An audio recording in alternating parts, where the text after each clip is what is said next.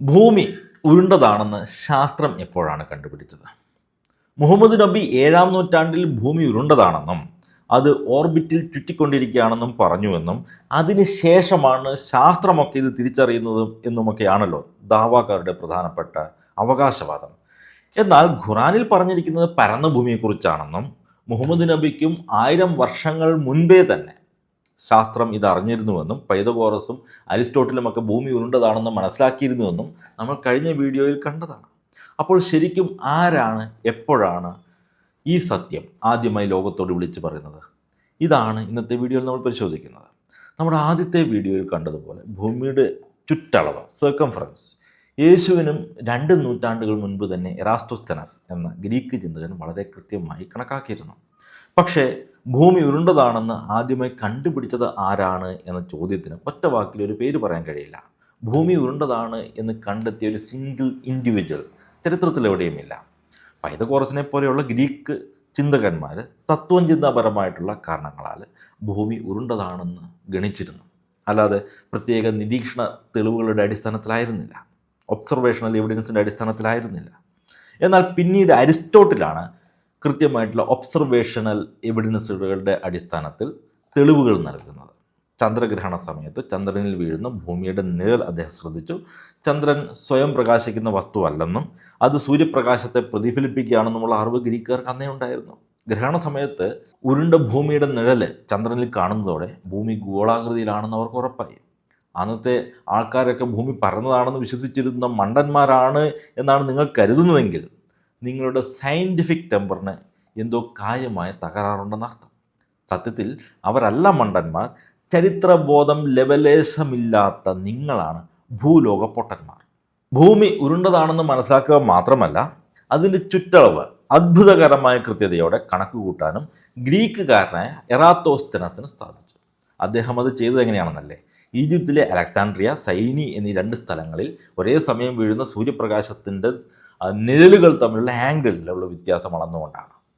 അങ്ങനെ ഇസ്ലാം മതം ഉണ്ടാകുന്നതിനും എത്രയോ മുൻപേ ഭൂമിയുടെ വലുപ്പം പോലും അതിൻ്റെ ചുറ്റളവ് പോലും മനുഷ്യർ കൃത്യമായി അളന്നിരുന്നു. മുഹമ്മദ് നബി 7-ാം നൂറ്റാണ്ടിൽ ജീവിച്ചിരുന്നൊരു വ്യക്തിയാണ്. എന്നാൽ അദ്ദേഹത്തിനും 1000 വർഷങ്ങൾക്ക് മുൻപേ അരിസ്റ്റോട്ടിലും പൈതഗോറസും ഒക്കെ ഭൂമി ഉരുണ്ടതാണെന്ന് വ്യക്തമായും മനസ്സിലാക്കിയിരുന്നു. അരിസ്റ്റോട്ടിലിൻ്റെ കാഴ്ചപ്പാടനുസരിച്ച് ഭൂമി ഗോളാകൃതിയിലാണ്, പക്ഷേ അത് പ്രപഞ്ചത്തിൻ്റെ കേന്ദ്രത്തിലാണ്, സെൻറ്റർ ഓഫ് ദി യൂണിവേഴ്സിലാണ് സ്ഥിതി ചെയ്യുന്നത്. സൂര്യനും ചന്ദ്രനും നക്ഷത്രങ്ങളുമെല്ലാം ഭൂമിയെ കേന്ദ്രീകരിച്ച് വട്ടം ചുറ്റുന്നു എന്നതായിരുന്നു അദ്ദേഹത്തിൻ്റെ വാദം. ഇതിനെയാണ് നമ്മൾ ഭൗമ കേന്ദ്രീകൃതവാദം അല്ലെങ്കിൽ ജിയോ സെൻട്രിസം എന്ന് വിളിക്കുന്നത്.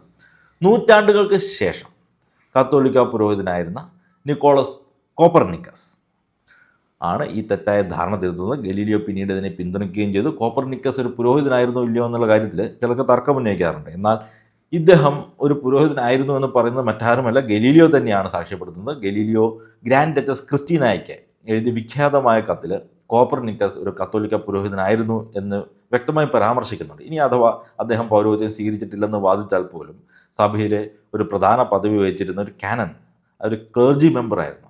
ആ കാര്യത്തിൽ ആർക്കും സംശയമില്ല.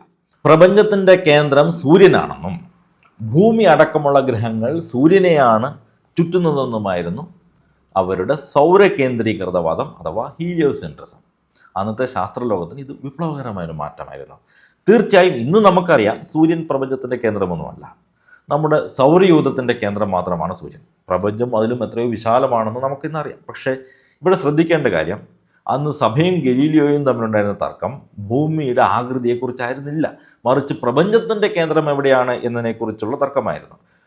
അപ്പോൾ ഞാൻ ഇത്രയും പറയാൻ കാരണം, ഗലീലിയോയും സഭയും തമ്മിലുണ്ടായിരുന്ന ആ പഴയ പ്രശ്നം ഭൂമി ഉരുണ്ടതാണെന്നോ പരന്നതാണെന്നോ ഇതിനെക്കുറിച്ചായിരുന്നില്ല. സഭയുൾപ്പെടെ അന്നുണ്ടായിരുന്ന സകല ശാസ്ത്രലോകവും പിന്തുടർന്നിരുന്നത് അരിസ്റ്റോട്ടിലിൻ്റെ ഭൗമകേന്ദ്രീകൃതവാദം ജിയോസെൻട്രിസം ആയിരുന്നു. ആ അരിസ്റ്റോട്ടിലിയൻ ശാസ്ത്രത്തിൻ്റെ ഏറ്റവും പ്രധാനപ്പെട്ട കാതൽ എന്ന് പറയുന്നത് തന്നെ ഉരുണ്ട ഭൂമിയാണ്.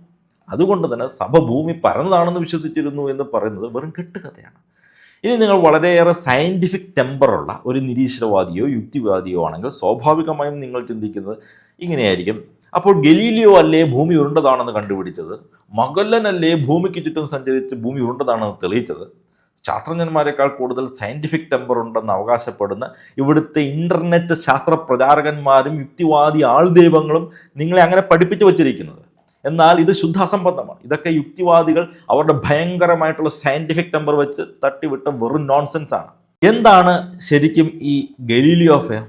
അത് കോപ്പർനിക്കസിന്റെ സൗരകേന്ദ്രീകൃതവാദവും ഹീലിയോസെൻട്രിസം, അരിസ്റ്റോട്ടിലിയൻ ടോളമായിക് ഭൗമകേന്ദ്രീകൃതവാദവും ജിയോസെൻട്രിസം തമ്മിലുള്ള തർക്കമായിരുന്നു. അല്ലാതെ ഉരുണ്ട ഭൂമിയും പരന്ന ഭൂമിയും തമ്മിലുള്ള ഒരു പോരാട്ടമായിരുന്നില്ല. സയന്റിഫിക് നമ്പറിനെ കുറിച്ചൊക്കെ വാചാലരാകുന്ന ചില വിദ്വാൻമാരുണ്ട്. ഗലീലിയോ ആണ് ഭൂമി ഉരുണ്ടതാണെന്ന് ആദ്യമായി പറഞ്ഞതെന്നും 7-ാം നൂറ്റാണ്ടിൽ മുഹമ്മദ് നബി ജീവിച്ചിരുന്ന കാലത്ത് ഭൂമി ഉരുണ്ടതാണെന്ന് ആർക്കും അറിയില്ലായിരുന്നുവെന്നും പിന്നീട് ശാസ്ത്രം അത് കണ്ടുപിടിച്ചെന്നൊക്കെയാണ് ഇവർ എഴുന്നള്ളിക്കുന്നത്. സത്യത്തിൽ ഇങ്ങനെയൊക്കെ വിളിച്ചു പറയുമ്പോൾ തങ്ങൾക്ക് ഈ വിഷയത്തെക്കുറിച്ച് യാതൊരു ധാരണയുമില്ലെന്ന് സ്വയം തെളിയിക്കുകയാണ് ഇവർ ചെയ്യുന്നത്. ഈ പറയുന്നവർക്ക് ഗലീലിയോ അഫെയർ എന്താണെന്ന് അറിയില്ല, എന്താണ് ജിയോസെൻട്രിസം എന്ന് പറഞ്ഞുകൂടാ. ഗലീലിയോയും കോപ്പർനിക്കസും വാദിച്ച ഹീലിയോസെൻട്രിസത്തെക്കുറിച്ച് ഇവർക്ക് യാതൊരു വിവരവുമില്ല. സർവോപരി ചരിത്രബോധമോ ശാസ്ത്രബോധമോ ഇല്ലാത്ത വെറും കിഴങ്ങന്മാരാണ്, ഉണ്ണാക്കന്മാരാണ് തങ്ങളെന്ന് ഇവർ സ്വയം വെളിവാക്കിക്കൊണ്ടിരിക്കുകയാണ് ചെയ്യുന്നത്. അപ്പോൾ പിന്നെ എന്തിനാണ് മഗല്ലൻ ഭൂമി ചുറ്റാൻ പോയത്? മഗല്ലനല്ലേ ഭൂമി ഉരുണ്ടതാണെന്ന് തെളിയിച്ചത് എന്നല്ലേ നിങ്ങളുടെ ചോദ്യം? യഥാർത്ഥത്തിൽ ഈ പറയുന്ന മഗല്ലൻ ഗലീലിയോയ്ക്ക് മുൻപ് ജീവിച്ചിരുന്ന ആളാണ്. നമ്മുടെ നാട്ടിലെ ഈ സയന്റിഫിക് നമ്പർ സിദ്ധാന്തക്കാർ പറഞ്ഞു പരത്തുന്നത് പോലെ ഗലീലിയോയ്ക്ക് ശേഷം വന്ന് ഭൂമിക്ക് ഉരുണ്ടതാണെന്ന് തെളിയിച്ച, അല്ലെങ്കിൽ ആരും വിശ്വസിക്കാത്തതുകൊണ്ട് തോണിയെടുത്ത് ഭൂമിക്ക് ചുറ്റും തുഴഞ്ഞു പോയി വന്ന് ഭൂമി ഉരുണ്ടതാണെന്ന് തെളിയിച്ച ആളല്ല അദ്ദേഹം. ഗലീലിയോ ജനിക്കുന്നതിനും 4 പതിറ്റാണ്ടുകൾ മുൻപേ മരണമടഞ്ഞ വ്യക്തിയാണ് ഫെർഡിനാൻഡ് മഗല്ലൻ. അപ്പോൾ ഇതിൽ നിന്ന് തന്നെ ഒരു കാര്യം വ്യക്തമാണ്, ഗലീലിയോ ജനിക്കുന്ന സമയത്ത് പോലും ഭൂമി ഉരുണ്ടതാണോ അല്ലയോ എന്ന കാര്യത്തിൽ ആർക്കും ഒരു തർക്കമുണ്ടായിരുന്നില്ല.